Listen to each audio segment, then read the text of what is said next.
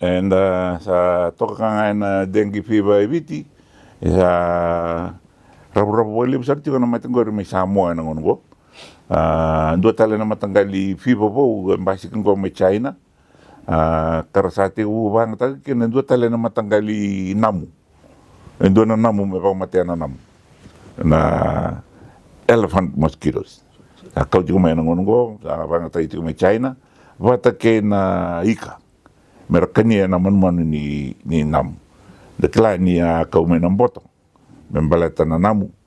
kau may na tilapia siya na malaya membalata na namu na vika kira nga gora ni ra le subitale mera da ka binaka mera ni ratu na punua karena do sudu kina na namu me voluta na kana le buna na ra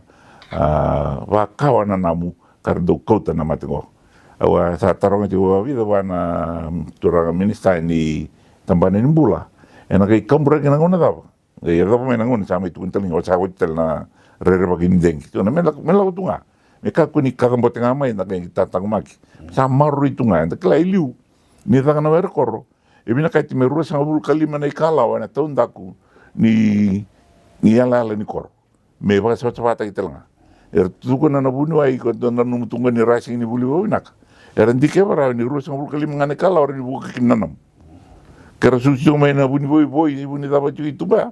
me kuni ada mai lumin korna kara ko tume yang ngono ko sasya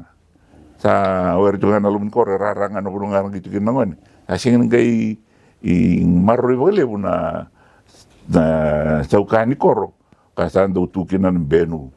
na sang sekin were di bobinaka arate boy tukinan na tumbuna orna matagali kaubaya me bakana via la comenuda le tawoto que na no te voy que na bana alguna esa ron roba sudio que no ina que na vi tata como que so mena dondo me da kita kina me vai tam sal kina ba ko na maten tu baka kina na vi tamba daga ni vi grave ramra municipal councils provincial councils o na matem ba sa koro turen koro ba te no na lalawa ni tambana ni bula na vi koro me marro kina na que no vi na benu na kaba kaben benu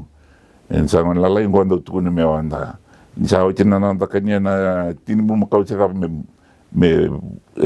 wan karta ito kan botin kaba me ka kun tawana nawai me ro sud kin nanam abi ka raninda wanda ta tungana nanda vivo bulidi nga ba vale ba korbo itiko ka ken na ken rani kambura kararam mai na ker ni matentu menda wi tabi ken na leni bunua ena ken tangu makilumbula mena kena rani baga ngai se baga tabi mataki nandewa ni manu go na kawabu na dengue fever